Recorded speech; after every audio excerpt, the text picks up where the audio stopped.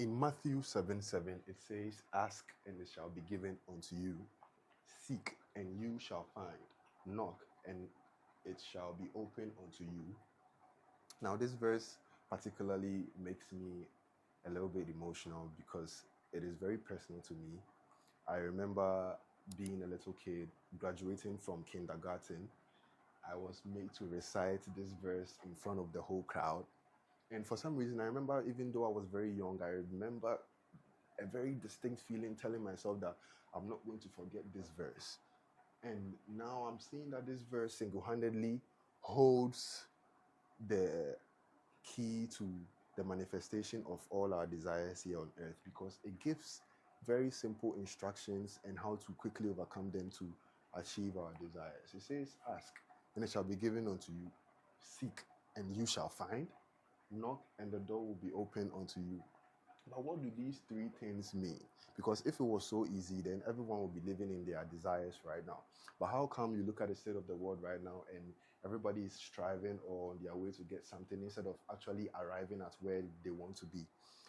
That is because through this verse, we can understand the true meaning of prayer, as well as the steps that we can take to fulfill our desires here on earth. Now let's take asking. When it says simply, "Ask and it shall be given unto you."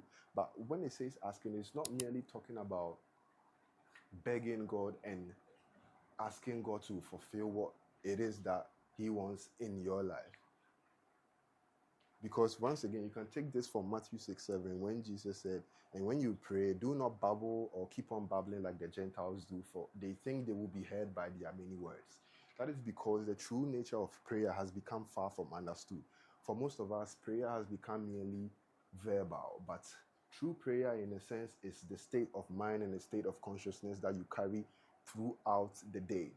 It is not the hour you go kneeling and praying and begging for God, because at that hour, if you do that and then the rest of your day, your consciousness or your mind is not fixated towards the cause, which is for you to achieve that, then with your own mind, you are going to steer away from what it is that you are praying for. So true prayer begins with connecting and aligning and setting the intention. That is where the asking comes in. Because I said that Jesus said this in Matthew 6:7. Let me write it down. Matthew 6:7. He said, "And when you pray, do not babble like the pagans do, for they think they will be heard by their many words." Jesus said that the Father already knows what you are going to pray for before you've already prayed. Why? Because the Father exists within you. Jesus said that the works that I do, He can do greater. Jesus said that I of myself cannot do anything. It is the Father in me which doeth all things. Because Jesus deeply understood that alignment and setting intention is very necessary.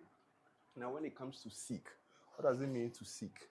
He says, "Seek and you shall find." Whatever it is that we want here on earth, whatever our heart desires. When it talks about seeking, the only way we can seek and fulfill our desires is by using our heart. Our heart is the most powerful tool we have. Even the brain as an operating system is preceded by it. The heart's electromagnetic field is 60 to 100 times stronger than the brain. That is to tell you that if you want to achieve your desires, you have to align your heart intention with the outcome you want to see, and through that it will collapse it and it will happen in real time. Now, knocking is about action.